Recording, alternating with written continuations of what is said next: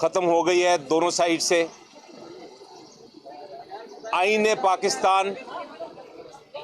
पाकिस्तान बड़ा वाज़ेह तौर पे ये कहता है कि जितनी किसी सियासी जमात ने जितनी सीटें जीती हों इलेक्शन में, उनको सिर्फ़ और सिर्फ उन सीटों के मुताबिक माइनॉरिटी सीट्स और वुमेन सीट्स मिलेंगी।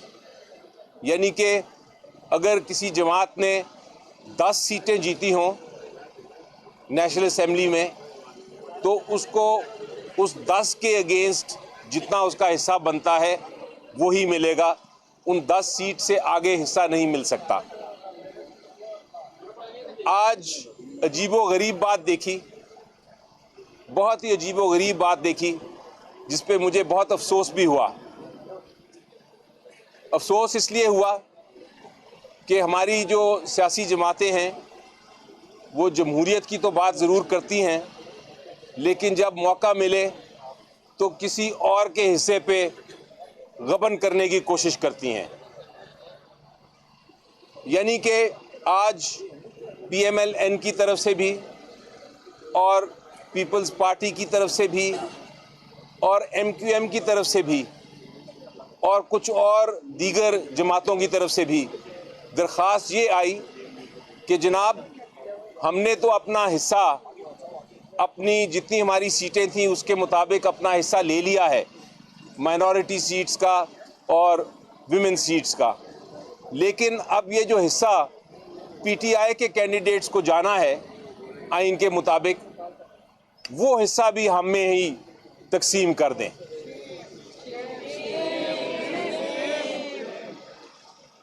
हमने इलेक्शन कमीशन ऑफ पाकिस्तान को सामने बताया कि आइन को आप तब्दील नहीं कर सकते। आइन में जो हिस्सा उनका है वो हिस्सा उनको आप दे चुके हैं। आइन में जो हिस्सा PTI के बैक्ड जो कैंडिडेट्स हैं, जो PTI के कैंडिडेट्स हैं जिन्होंने सुन्नी इत्तेहाद में ज्वाइन किया है, उनका हिस्सा आपको आइन के मुताबिक देना ही देना है। हमने ये भी कहा कि आप ये खाली भी नहीं छोड़ सकते, क्योंकि जो विमेन माइनॉरिटी इनके जो हिस्से हैं, इनके जो कैंडिडेट्स हैं, ये कोई खैरात नहीं है, ये आइनी हक है। ये विमेन का भी रिप्रेजेंटेशन का आइनी हक है और माइनॉरिटीज़ का भी, कि वो अपना जब वोटिंग आए प्रेसिडेंट के लिए इलेक्शन के लिए, सेनेट के इलेक्शन के लिए, प्राइम मिनिस्टर के इलेक्शन के लिए, चीफ मिनिस्टर्स के इलेक्शन के लिए, स्पीकर्स या डिप्टी स्पीकर के इलेक्शन के लिए, तो वो अपना वोट का हक इस्तेमाल कर सके। तो इलेक्शन कमीशन ऑफ पाकिस्तान को हमने कहा, आप ये भी नहीं कर सकते कि ये मामला खाली छोड़ दें, आपको ये कैंडिडेट्स जो है ये PTI को देने ही देने हैं। एक बहस की गई कि जनाब, जो सुन्नी इत्तेहाद है ये एक पॉलिटिकल जमात तो है, लेकिन इन्होंने पार्लियामेंट में कोई सीट नहीं जीती, इसको इसलिए इनको जो कैंडिडेट्स ने PTI के कैंडिडेट्स ने जो उनके साथ अंदर शामिल हुए हैं, उनके शमूलियत के बाद भी उनको ये माइनॉरिटी सीट्स नहीं दी जा सकती और विमेन सीट्स नहीं दी जा सकती। उस पर भी हमने आर्टिकल 51 दिखाया इलेक्शन कमीशन ऑफ पाकिस्तान को जवाब में, और ये बताया कि वहाँ लफ्ज़ इस्तेमाल हुआ है कि कोई भी पॉलिटिकल पार्टी को ज्वाइन किया जा सकता है। किसी भी पॉलिटिकल पार्टी को जो इंडिपेंडेंट कैंडिडेट्स हैं वो ज्वाइन कर सकते हैं। ये कोई कदगन नहीं लगाई आइन में कि उस पॉलिटिकल पार्टी को ही ज्वाइन कर सकते हैं जो पार्लियामेंट में हो, बल्कि पाकिस्तान की आइन में पार्लियामेंट्री पार्टी को अलग एक हैसियत दी गई है। वहाँ लफ्ज़ इस्तेमाल हुआ है आर्टिकल 51 में पॉलिटिकल पार्टी सिर्फ। दूसरी बहस ये की गई कि जनाब, सुन्नी इत्तेहाद ने लिस्ट नहीं दी। हमने उसका जवाब दिया कि बिल्कुल दुरुस्त है, लिस्ट नहीं दी, लेकिन इसमें कहाँ कदगन है कानून में कि आप दोबारा लिस्ट नहीं दे सकते। अब जबकि सुन्नी इत्तेहाद में इतने सारे जो कैंडिडेट्स हैं वो ज्वाइन कर गए हैं, उनकी तादाद पाकिस्तान में सबसे मेजॉरिटी में आ गई है, तो आपको कोई कदगन नहीं है इलेक्शन कमीशन ऑफ पाकिस्तान के ऊपर कि वो दोबारा से एक शेड्यूल अनाउंस करके तो इन विमेन जो हमारी सारी कैंडिडेट्स हैं और माइनॉरिटी के जो कैंडिडेट्स हैं उनकी स्क्रूटनी करके उनको रिजर्व सीट्स दे दें। यही इंसाफ का तकाजा है। बहरहाल ये सारी बहस हुई और उस बहस के बाद अब इलेक्शन कमीशन ऑफ पाकिस्तान ने जजमेंट को रिजर्व कर लिया है। तो उम्मीद तो मेरी ये है, हम सब की उम्मीद ये है कि आइन और कानून के मुताबिक फ़ैसला होगा और फिर हम इंशाल्लाह आगे चल सकेंगे। अगर ये नहीं हुआ, अगर हमारी सीटें छीन के तो दे दी गई, PMLN या पीपल्स पार्टी में बांट दी गई, अगर ये गबन जो है गैर कानूनी गबन वो अगर हो गया तो फिर हम ज़रूर सुप्रीम कोर्ट जाएंगे। लेकिन ये एक इतनी बड़ी आइन शिकनी होगी कि उसके बाद प्रेसिडेंट का भी इलेक्शन, सेनेट के भी इलेक्शन, प्राइम मिनिस्टर का भी इलेक्शन और स्पीकर और डिप्टी स्पीकर का भी इलेक्शन जो है वो सारा कंट्रोवर्शियल हो जाएगा, वो सारा मुतनाज़ा हो जाएगा और वो उसकी कोई लेजिटिमेसी नहीं रहेगी। मैं इस पे एक अर्ज़ करता हूँ, आइन और क़ानून के मुताबिक पाकिस्तान तहरीक इंसाफ के सपोर्टेड कैंडिडेट जिसे आखिरी दिन बल्ला लिया गया था और जिन्होंने पाकिस्तान तहरीक इंसाफ के सपोर्ट के साथ इलेक्शन जीता है, बाकियों को तो हरवाया है, लेकिन जो लोग जीत चुके थे उनमें से 293 मेंबरान साहिबान ने कानून और आइन के मुताबिक सुन्नी इत्तेहाद कौंसिल को ज्वाइन किया था। उसमें 86 नेशनल असम्बली में, 107 पंजाब में, 91 KPK में और 9 MPA सिंध असम्बली में शामिल थे। इस 293 MPA और MNAs के हिसाब से इलेक्शन कमीशन ने इस वक्त हमारे 78 सीट्स रिज़र्व को उनके मुताबिक प्रिजर्व रखा है और इस फैसले के मुताबिक इनकी आगे एलोकेशन होगी। हम समझते हैं कि पॉलिटिकल सिस्टम में और रिज़र्व सीट मेरिट बेस्ड होती है। ये अगर इन लोगों के पास जाएगी तो ये उन लोगों में खैरात समझ कर के बांटेंगे जिन औरतों को इन पॉलिटिकल पार्टीज़ ने अपने प्रायोरिटी लिस्ट में भी कभी इंक्लूड नहीं किया था। ये किस प्रायोरिटी लिस्ट की बात कर रहे हैं? इनकी जितनी प्रायोरिटी लिस्ट उठा ले, ये खैरात में ये मानते हुए उन लोगों के दें जिन लोगों को, जिन औरतों को उन्होंने इसका वर्थ नहीं समझा कि उनको प्रायोरिटी लिस्ट में दे। ये पाकिस्तान तहरीक इंसाफ के सपोर्टेड कैंडिडेट्स है जो इस वक्त सुन्नी इत्तेहाद कौंसिल में शामिल है। सुन्नी इत्तेहाद कौंसिल को ये सीटें मिलेगी तो इंशाअल्लाह ताला खान साहब के विजन के मुताबिक ये उन कमिटेड वर्करों को मिलेगी, कमिटेड वर्करों को, जिनको आप कह सकते हैं जिनका हम हमेशा से चुनाव एक बाइतिमाद तरीके से मेरिट बेस पे करेंगे। हमारे इलेक्शन कमीशन से आखिरी इस्तदा है कि अब आवाम ने जब फैसला दिया हुआ है और आवाम में तारीख में पहली मरतबा 2002 में 17 इंडिपेंडेंट कैंडिडेट्स आए, 2008 में आपने 23 कैंडिडेट देखे, 2018 में आपने 27 कैंडिडेट देखे और 2023 में आपने इस वक्त शामिल शुदा 300 कैंडिडेट देखे। ये सिर्फ और सिर्फ उस गुलामी नामंजूर की वजह से है। इलेक्शन कमीशन को अगर अवामी नुमाइंदों का एहसास करना है, इस पॉलिटिकल सिस्टम को आगे चलाना है, तो इलेक्शन कमीशन के सामने आज अली ज़फ़र ने बेहतरीन आर्गूमेंट्स किए हैं कि ये इख्तियार आपके पास है, आप उनको ऐसे एलोकेट करें जिससे कानून का तकाजा पूरा हो। अगर प्रोविजन उसमें मौजूद है आप उनके, तो एक बार फिर हमारी इलेक्शन कमीशन से इस्तदा है कि असम्बली उस वक्त पूरा नहीं होती जब तक उनके सारे मेंबरान साहिबान मौजूद ना हो। लिहाजा आज ही फैसला कर ले, हमारी सीट हमें एलोकेट कर दे ताकि हमारी केस पे जल्द फैसला हो और हमारी असम्बली भी पूरा हो। अच्छा सर, अली ज़फ़र साहब के ऊपर एक लेटर का जिक्र हुआ कि सुन्नी इत्तेहाद कौंसिल ने खत लिखा, चीफ साहब ने कहा कि हमें सीटें नहीं चाहिए। वो लेटर आपने देखा, एक वो कह दीजिए कि उसमें क्या था। दूसरी बात ये जो 104 की बात हो रही है, क्या वहाँ पर फिर एक दफ़ा आप लोगों को टेक्निकल नॉकआउट किया जा रहा है? जी देखिए, जहाँ तक वो लेटर का ताल्लुक है, वो जो ख़त है वो दिखाया तो नहीं, मैंने मांगा था इलेक्शन कमीशन से, लेकिन जो अब इत्तला मिली है वो ख़त असल में 206 सेक्शन के तहत था। वो ख़त में कहीं ये नहीं लिखा कि हमने लिस्ट नहीं देनी या हम रिज़र्व सीट्स नहीं चाहते।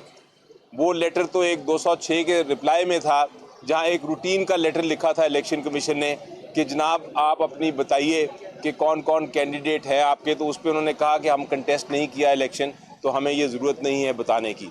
इसलिए वो लेटर का कोई रेलेवेंसी नहीं है इस केस से। आपने सेक्शन 104 का पूछा। सेक्शन 104 में ये लिखा है कि एक पॉलिटिकल पार्टी को लिस्ट देनी है अपनी जो विमेन सीट्स और माइनॉरिटी सीट्स है, और उस सीट्स के मुताबिक फिर उनका फैसला होगा कि उनको कितनी सीटें मिलनी हैं। लेकिन उसमें ये कहीं नहीं लिखा कि आप अगर एक बार इलेक्शन हो जाए और इलेक्शन के बाद एक पॉलिटिकल पार्टी को जिसने पहले लिस्ट नहीं दी थी मज़ीद लोग ज्वाइन कर ले तो दोबारा लिस्ट नहीं दे सकते। और उस पर हमने उनको बताया कि ऐसे एग्जाम्पल्स हैं। एक तो इलेक्शन कमीशन ऑफ पाकिस्तान की जजमेंट है जिसमें बाप के केस में बाप की एक पार्टी थी, उन्होंने भी लिस्टें नहीं दी थी, लेकिन उनको बाद में लिस्ट देने की इजाज़त दी गई। इसी तरह उनको दिखाया कि एक डिवीज़न बेंच, एक 2 जजेस का फ़ैसला है लाहौर हाई कोर्ट का, जिसमें उन्होंने कहा है कि ये अगर डिले भी हो जाए फ़ाइल करना लिस्ट तो उसे कोई फ़र्क नहीं पड़ता, क्योंकि आप दोबारा भी फ़ाइल कर सकते हैं, किसी को नुकसान नहीं होता, क्योंकि आपकी सीटें जो है वो ट्रांसफरेबल नहीं हैं, वो ट्रांसफ़र नहीं हो सकती, वो आप ही को मिलेंगी।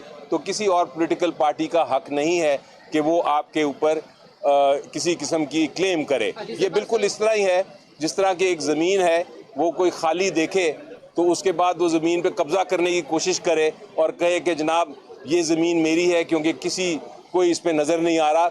ये बाकी जो पॉलिटिकल पार्टीज़ हैं वो बिल्कुल इसी तरह ट्रेस पासिंग कर रही हैं। अली ज़फ़र साहब ये बताइएगा, ज़्यादातर वकील तो असम्बलियों तक पहुंच गए, लेकिन इमरान खान साहब का क्या बनेगा सर? वो जेल के अंदर ही रहेंगे? जी बिल्कुल नहीं, इंशाल्लाह उनके केसेस भी कल फिक्स्ड हैं। आप Lahore high court, Islamabad high court आइएगा, तीनों केसेस फिक्स्ड हैं। तोशा खाना का भी और साइफर केस भी और शाह महमूद कुरैशी साहब का भी केस फिक्स है। कल हम बहस करेंगे और इंशाल्लाह जल्द उसका फैसला आएगा। साहब ये बता दीजिएगा कि साहब जो इलेक्शन कमीशन के फैसले हैं पाकिस्तान तहरीक इंसाफ के हवाले से, वो भी आपके सामने है, तो आज का जो फैसला महफूज किया है, तो आप सुप्रीम कोर्ट की तैयारी कर चुके हैं जाने की या नहीं? जी बिल्कुल, जो आप एक बड़ा एक इंटरेस्टिंग सवाल पूछ रहे हैं, क्योंकि अगर आप माजी में देखें तो मेरा ख्याल है पिछले साल से जितने फैसले इलेक्शन कमीशन ऑफ पाकिस्तान के आए हैं वो PTI के ख़िलाफ़ ही आए हैं और हमें फिर अदालतों में जाना पड़ा है। उम्मीद तो ये है कि इस बार आइन इतना साफ़ है और शफाफ है और क्लैरिटी है कि इसमें ऐसा नहीं होगा, लेकिन अगर आप माजी देखें तो फिर उसके मुताबिक हमने तैयारी कर ली हुई है। अली ज़फ़र साहब, ये जो आपने कहा कि इलेक्शन कमीशन ने सीटों के हिसाब से जो है ना रिजर्व सीट देनी है, इसका कोई रेशियो या कोई वो कायम किया गया है कि इस रेशियो के हिसाब से 10 के ऊपर कितने सीटें मिलेगी? आइन में ही लिखा है। मसलन आप अगर बलूचिस्तान असेंबली का देखें तो वहाँ टोटल 16 सीटें हैं नेशनल असेंबली की तरफ से और 4 सीटें दी जाती हैं विमेन को। इसका मतलब है कि जो पार्टी 4 सीटें जीतेगी नेशनल असेंबली में बलूचिस्तान की तरफ से, उसको 1 सीट मिलेगी। इसी तरह हर सूबे का जो इंटाइटलमेंट है नेशनल असेंबली के लिए वो आइन में आर्टिकल 51 में दर्ज है और इसी तरह रेशो निकलती है। ये रेशो तब्दील नहीं हो सकती। ये नहीं हो सकता कि आप बलूचिस्तान से 4 सीटें जीतें और आपको चारों की चारों जो विमेन सीट्स हैं वो मिल जाएं, आपको 1 ही मिलेगी। अच्छा, बताइएगा, आइन और कानून की अगर बात करें तो आपको इंतखाबी मुहिम चलाने की इजाज़त नहीं दी है। अभी तक आपको यकीन है कि आइन और कानून पे इंट्रा पार्टी इंतखाबात में भी आपके लंबे दलाइल इतने ही चले थे और बल्ले से महरूम कर दिए गए थे। अभी जब आपने लंबे दलाइल दिए हैं, आपको इलेक्शन कमीशन का मूड क्या नजर आ रहा है? आपने अपने ज़हन में भी कोई स्केच बना लिया है कि आपको ये मखसूस नशिस्तें देंगे या नहीं देंगे? देखिए, जब वकील बहस करता है तो उसको अपनी बहस, अपने दलाइल पे पूरा यकीन होता है और वो भरपूर जोश और जज्बे के साथ और कमिटमेंट के साथ बहस करता है। मैंने कोशिश की कि मैंने जो बहस करनी है उसको बाकायदा, हमने कल रात को हम 3 बजे तक बैठे रहे और 3 बजे तक हम तैयारी करते रहे। जो आर्गूमेंट, जो बहस गलत थी, हमने उसको खुद ही मुस्तरद कर दिया और हमने वो बहस की जो हमारे मुताबिक दुरुस्त थी, आइन के मुताबिक थी और कन्विंसिंग थी।